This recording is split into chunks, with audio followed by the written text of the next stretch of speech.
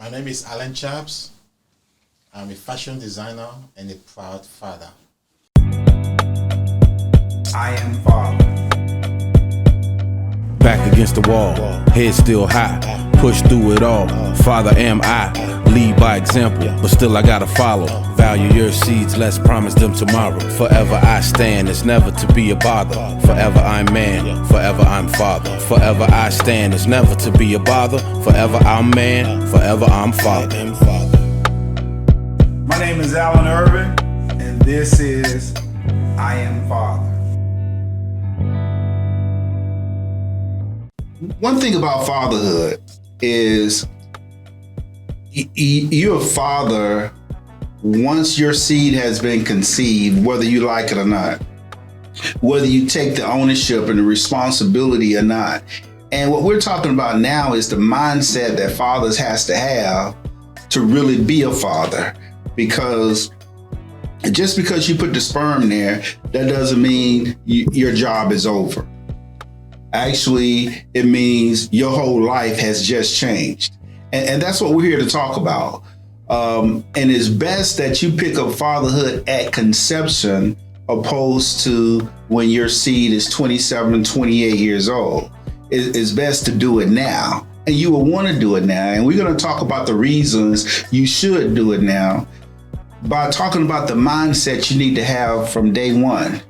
I mean, if you're at the hospital, when you hold your child for the first time, what mindset do you have to have? Because for me, I did not want to have kids until I finished college, until I had a job where I can take care of my family and really get married, to be honest with you. I know how different that is today, but that was actually my mindset. And I don't know I'm pretty sure it's because of, when I was coming up, perhaps what I didn't have. And a lot of times what kids tend to do is be or do what they didn't have. Compensate. Absolutely compensate for that. So I'm here with my brother now, Mr. Alain Chapps. Yes. Thanks for coming out, man. Talk to the world about who you are, how many kids you have. Girls and boys, are you married? How long you been married? Give them the Alain Chapps version of fatherhood. That's right. Thank you. Well, first of all, thank you for having me. It's a great platform, and you're actually addressing, I would say, one of the most important subjects, really, in this country and in the world, really. And I'm very happy, to contribute. I'm Alain Chapps, born in Cameroon. Grew up in France. I'm a fashion designer by trade. I've done some other stuff. And I'm a proud father of 5, married. And my wife is here with me. We have 3 girls and 2 boys.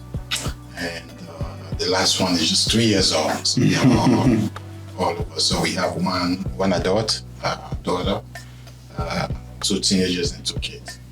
So the whole thing. The whole gamut. Yes, the whole segment. And I enjoy fatherhood.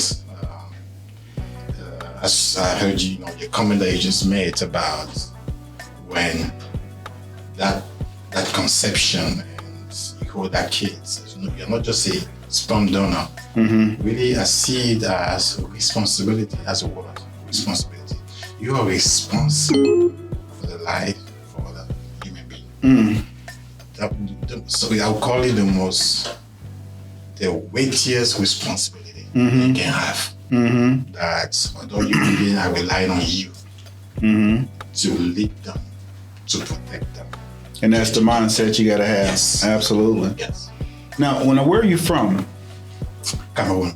Cameroon. Yes. Okay. How would you define fatherhood from your country opposed to the United States? Fatherhood is universal, really. There are good father everywhere and bad father everywhere. A good father to me is really universal. Culturally, you have cultural difference and all of that. And in Cameroon, the family, what I will I've traveled the world. The family is not as fragmented like other part of the world, in the sense that the family cohesion is a little bit more intact, a little bit more tied up. In Africa? Yes, in Africa, not just Cameroon, in Africa in general. The issues of divorce that generally affect the kids. Is the divorce rate high in Africa? It's not as high. I mean, it's getting higher, but not as high as here.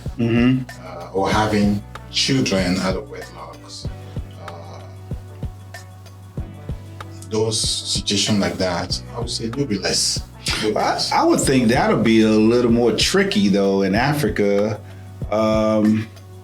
because this is what I hear. What I hear is it's a lot more accepted in Africa for a man or a father to have more than one wife. Well, is that true or not? Well, I would say not really, not true. Okay. This is like my grandfather generation. Okay. My grandfather had many wives. Okay. But my father had one wife. So that was the thing of the past. Yes. So it used to be like that. It used to be like that. Okay. As a matter of fact, the law itself, even the law don't even allow that anymore. Okay. In most African countries. Okay. Polygamy is not really recognized like that. So that's good to know, because I actually thought that and just did not know. Yeah, it's in the modern life in Africa, we don't really see that. As a person, personally, I don't know anyone my age who have two wives. I'm 45 years old. I don't know a single person from my country. I know a lot of people that have two wives. I haven't seen. So is it safe to say that your father was in your life? Yes, my father was in my life. Well, thank God for that. But he's not the only one who played an active, role. Father figure role. Yes, in my life. My father was a businessman, traveled a lot. So yes, I had in my life, but I also had other mentors who compensate. But I had my father in my life, that's for sure. Absolutely. Yeah, I mean, same here. My father, actually, I think I was like 6 years old when my mom and my dad divorced. And so my father didn't throw the football with me. There were times where, I would wait on the porch for him to come and he never came. But it was just a serious battle with my mom and my dad that really prevented a lot, in my life. My uncle was the father figure in my life. I mean, he was the one that took me down to college and introduced me to certain people for the first time. So that father figure and that what we call a village was very, very important in my life. It's the same in Africa, even more so, in the sense that you come from a community. Every adult kind of play that role. You even have to ask the society have this moral compass that would just talk and educate the kid. In Africa, someone will discipline your kid if the kid's out of line. Oh, really? Without your consent. It's just a cultural thing. And that, I think it helps. I think that's something it's lacking a little bit here, because here is more developed and you don't have that sense of community, that technical community like in Africa. So I think that's one cultural difference that I can say that exists between being here and being back in Africa. Well, I wouldn't say that was a serious difference, because when I was coming up, the village was able to spank me. Not only the village, but the schools back then. I mean, we used to get palins from the teacher back then. Did y'all get palins from the teacher? Yes. Yeah. So we used to get palins for the teacher, and they took that out. And also, I mean, we'd get whoopings from a neighbor down the street if you was doing something out of line because that's how it was. But I mean, we were battling aspects of slavery that kept the father out the house at times, and I think that affected the mindset of how fathers are even today, opposed to in Africa, because I don't think y'all had slavery the way we had slavery, did you? Well, we had slavery, obviously, because if you come to my house and take my children, I'm going to be affected. I'm going to miss my kids. So Africa had that. They vacuum. What do you mean by that? Come to your house and take your kids? The enslaved African that came here, they came from homes in Africa. Okay. Where they miss? Absolutely. Did they create a vacuum? Absolutely. Did Africa suffer because of that? Yes.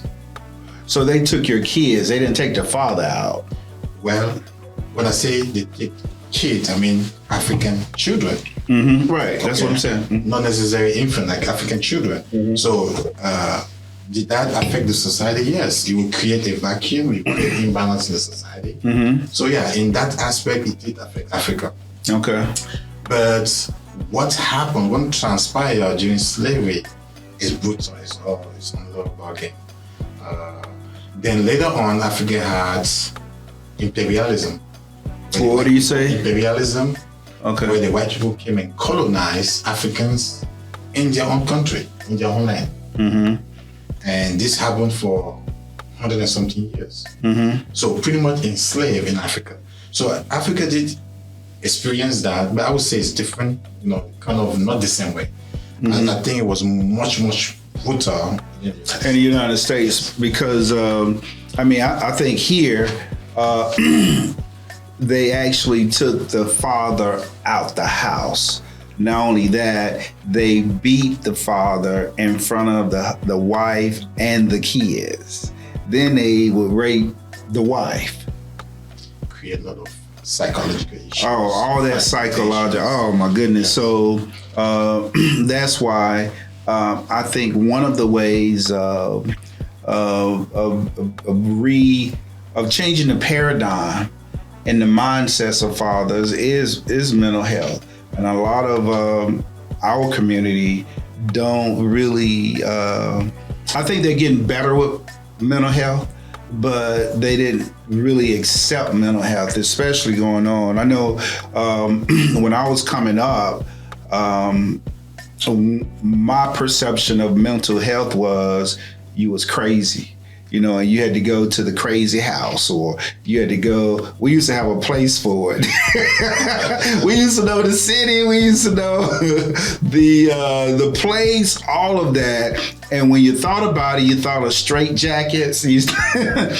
But mental health, therapy is definitely needed. Very, very important. When you have a big trauma, fragmentization in your life, it has to be addressed. It doesn't just go away. So the counseling, the spiritual counseling, which I believe, to address these things, and even conventional counseling is very, very important. That person needs to know that, something is wrong. When you look at issues in your family, and you are following the same footstep, obviously there's a pattern and something is wrong. Someone in that lineage have to address it. If not, you will just keep continuing. That's why we see issues keep spiraling down through family. My grandmother was. Is that generational curses? You call that? Absolutely. I call it, yes, it is generational curse. Yeah, spiraling down. So how do you, in order to get the paradigm of what a father's supposed to be, how do you change generational curses? With you, yes. for your kids, how would you make sure generational curses does not affect your kids? Absolutely. When I look at some issues in my bloodline, okay, I made a conscious decision to make a stop and say, you know what? A stop here is not going to continue to my kids. Mm-hmm. There are issues that I've addressed that I see in my lineage. Mm-hmm. And I refuse, and I do that. First of all, there are spiritual issues, which means, I have to pray about it. Mm-hmm. If you need deliverance, seek that. Mm-hmm. Then there are practical things that you just have it to monkey see, monkey do. That's what the family know, they've been exposed to, that's what they do. It's a cultural thing that they do. No. When I observe those things and I see that it's not good for my family, I stop it. It takes that intentionality, that decision to say, you know what, it's not going to affect my children. My children shouldn't fight my wars, right? So that's what father do. Yeah. So, what are some of the qualities of a good father in order to start changing that paradigm, that mindset of fathers? What qualities do they need to have? Those qualities are universal. A child cannot take care of himself. Nope.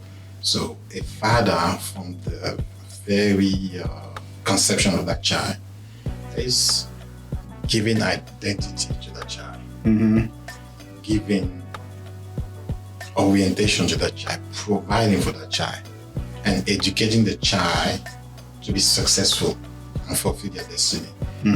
That is the role of a father. That is the mindset that every father should have. Being active in the life of your children from conception. Yeah. So you say active. I know the mindset of some fathers, it means that just because they're in the house, they're present. Do you think just because they're in the house, they are present? Absolutely not. Okay. That's not presence at all. Raising your children, you have to educate them. You can't just let a child do what they want.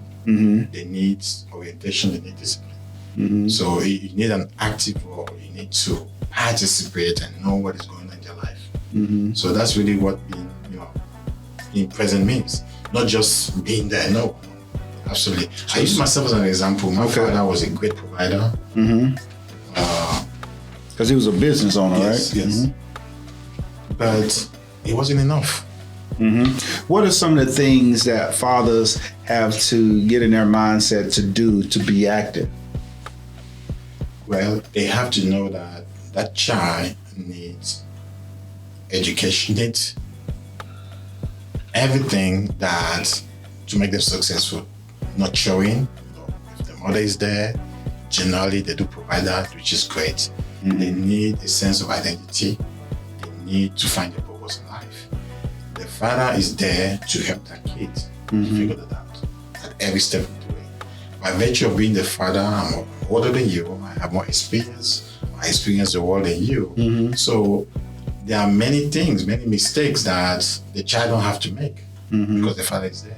If the child have to go through every experience to learn by school of hard knocks, that's why you have a lot of issues. Right. The father is there to orient the child, educate the child, and so that the child can grow up and fulfill the greatest potential. It sounds like you're hearing. I'm hearing guiding too. Yeah. Yes. The father has to guide the child. Absolutely. Yes. Yeah, in the way they should go as well. You say that the mother is there. Now you got fathers out there at times that that's not in the house. That they still have to have the right mindset in parenting their child, and those relationships are not always cohesive. So Fortunately, yes. yeah, so in a case like that, how do you recommend that what type of mindset the father have to be able to parent a child who's not in the house with him, whose mom is not always in agreement with him? It's a tough situation. Yeah. And really, I think you should make a show on why that situation, because it's not a natural. God didn't make it to be like that. Right. But if you find yourself into that, in a situation like that, you have to just do the best. You know, that doesn't renege you from your responsibility as a father, regardless of what. So you still have to do effort, try to be present in the life of your child. You still have to provide. So just because you have the inconvenience and all that, will never take away the fact that you're the father. And that's an eternal trust from God to you. So you still have to do your best, you know, to salvage the situation. Yeah. One word that I think of when I think of the mother and the father relationship, in order to value that seed, is co-parenting, and that's not always easy, especially when they're not in the same house. But do you think you also have to co-parent when you are in the same house, when you are married? Does co-parenting come easy at that point? Absolutely. It's a natural thing. Men and women, we are different. We have different strengths. And it's important for the psychological balance of that child to have both. You know, the mother provide the love, the nurturing, the father provide identity and provision, all of that. So yes, we both have that. We learn from our mothers, and we should learn from our dads. God made it as such that it takes us two to have children, right? Because those two are complete. You know, when a child grows up with the parents, they're more balanced. It's needed. It's absolutely needed. Co-parenting is? Well, we call it co-parenting. It's almost like a legal term. But really, if you're married to your wife, you're naturally co-parenting. So some of the characteristics of co-parenting, I would say, for one, agreement, right? Is it important that the kids see that the mom and the dad has an agreement, a united front? Absolutely. I mean, if you are in a good marriage, you know, you don't even have to label those terms. It's a natural thing when there's a love between husband and wife. You shouldn't see that. It's part of education, part of what they're exposed to. Having a formal talk with your wife, really, except there's really some issues that you're addressing, it's a natural thing that, you know, you play your fatherly role, your husband role, and the mother plays the motherly role, and you fight for. And the children learn from that, naturally. So you say the roles are different? They are different, absolutely. They're different. Okay, discuss the importance of having fatherhood role models in your life. It's very, very important. That helped me in my life, and I grew up, I had my parents in the house, but as I said, my father was a businessman, he would travel. And also I went to some of the school that I went to when at home. I went to some boarding school, and there, absence of the presence of my father or mother, I had mentors who played a wonderful role in my life. And I think it's very important, especially here in the United States, with the breakdown of family that we discussed earlier. It's important to seek that mentorship, and it's important for men also to step up and play that role of mentors. And I learned that from being in the U.S. Army. I was privileged. I spent 10 years in the Army, and I picked on that. I was new in America, 22 years old, during the Army. And as a young adult, I realized that my peers, my age mates, there were many basic things lacking. And really not fault of theirs. They grew up without knowing that, oblivious to that other part. Where growing up in the house, some of those traits they would have picked up. The Army fill some of the gap, make them really good, strong adults. But other stuff, education, you know, financial education, had to be a gentleman, etiquette, all this other stuff that I learned growing up, I realized it was lacking. So that's really how my mentorship started. You know, just teaching basic stuff. One of the thing was I realized that the young girls couldn't cook. And growing up, my sisters from 8 years old could cook. Why is that? Were you able to cook at that age? Yes, absolutely. Absolutely. Or the army you get paid twice a month, and you live in paycheck to paycheck because you don't know basic money management. And your first account was when you joined the army. As a matter of fact, I help you to open an account because the first time you have an account is as a 21-year-old in the army. And those are the things that are lacking, that mentorship will help educate that young man on how to be a provider, a good steward of money, how to be a gentleman, take care of the wife, and all of that will trickle down in the society and help the female to find good men, and therefore the divorce rate, therefore the separation rate. I really think that having well-educated, balanced men just helps society. I really think so. Yeah, and it was good that you can see that when you were in the army, because you say you was a commander. Yes. Okay. Yeah. I mean that really helped you enforce that mentorship, because a lot of times when they go to the military, they're going because they don't have certain disciplines.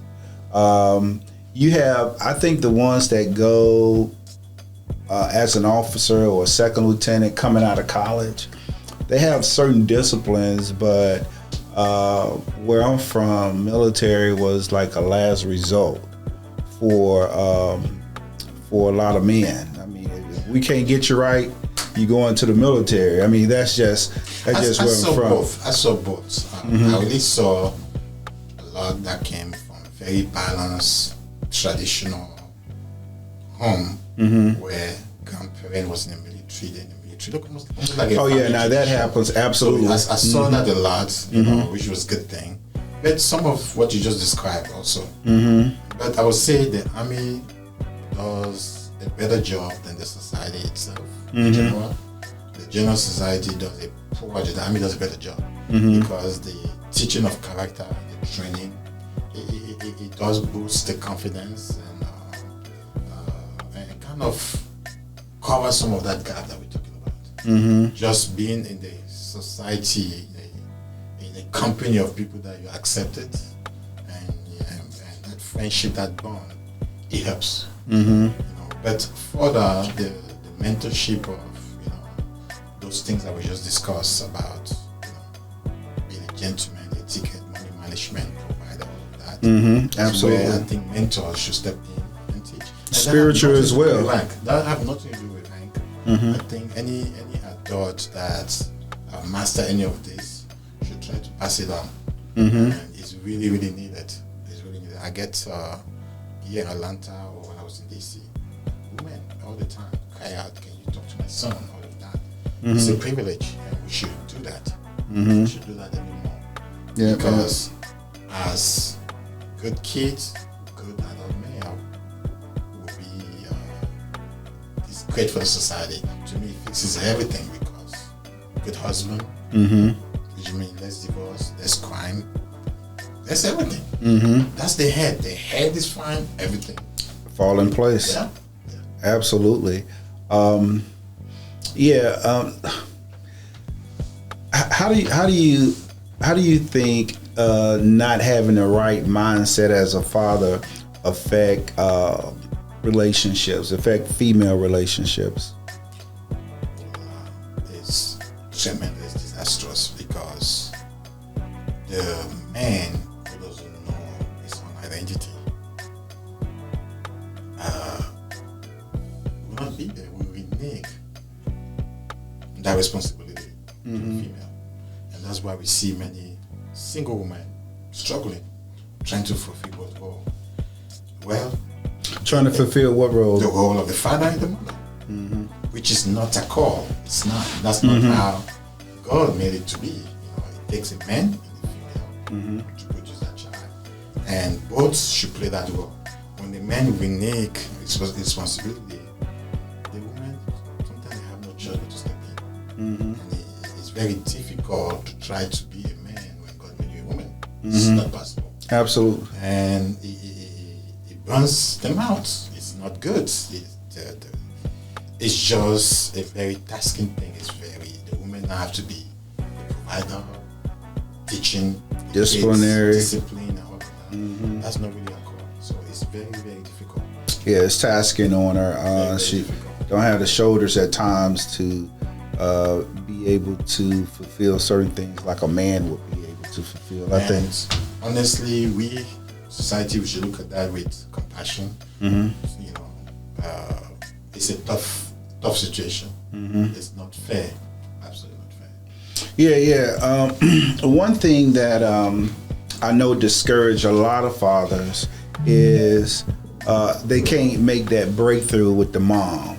You know, so one thing that they do is they just leave.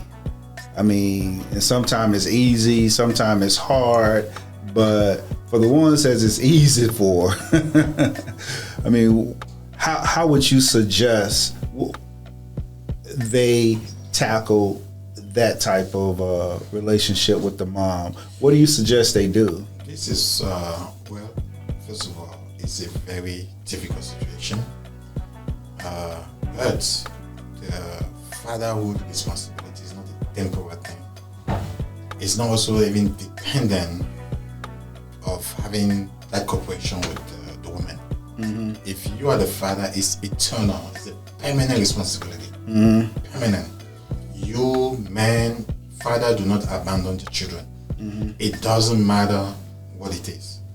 You would do your best, try everything you can to still impact that child, directly or indirectly. What if she's deliberately not allowing him to see his seed? What kind of attitude he need to have? It's a tough thing, but you still have to fight it. I mean, I don't know if we have time. So how do he fight though? Huh? How would he fight? Well, you fight with the tool that you have. We have a justice system. We have prayers, and also try different approach to be maybe nicer to her. Yes. Yeah, he really got to change his mindset. Yeah, as I said, that responsibility comes from God to you. It's a permanent responsibility.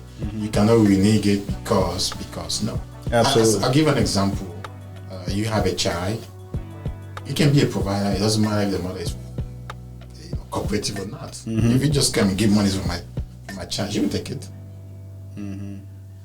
I've never heard that the mother refuse it. Even if she does, if you keep trying, she will. Yeah, a lot of times visitation is different from child support. So she'll take the money, but won't allow child support, visitation. The child support too, really. As I said, stuff happens that you have to go to court and somebody decide. But a father should be a provider naturally. It shouldn't take an institution and a court to say, you know what, support your child. It should come naturally. Absolutely. Yes. Yeah, it definitely came natural for me. And the women also need to understand that that child needs a father. So using the child to get at the father is also not good. Both parents have to work for the good of the child. And even if the relationship is not working anymore, but for the good of the child, they have to cooperate to raise the child. And so it's both ways. Yeah, I mean it's good. It's good if she know that. Well, a lot of times she's in her emotions and she's not thinking about that because it go both ways. I mean, he may not like that the man that she's with. I find that very selfish, and trust me, Very selfish. It's not loving the child. No, it's really not. No, you can't value your seed that way, and that's the main thing, your seed. And that's what this show is about. I mean, valuing your seed. So that responsibility also applies to the mother. I'm responsible for this human being, and I want them to be great in society. And for them to be great, they need the father, the mother. I'm here, I will work with the father for the sake of the child. It's very important. Absolutely. So, last question. What is it that you would tell new fathers or existing fathers on how to have the right mindset? What type of encouragement you would give them to have the right mindset, to value their seed and be the father that they need to be? Being a father is a beautiful thing. It should be enjoyable. First of all, you have to accept, gladly embrace that responsibility when you're ready. I really believe that it makes sense to be ready to be a father. That allow you to fully embrace that role of fatherhood, because it's a permanent state. It's not temporal. And once that is done, enjoy the process.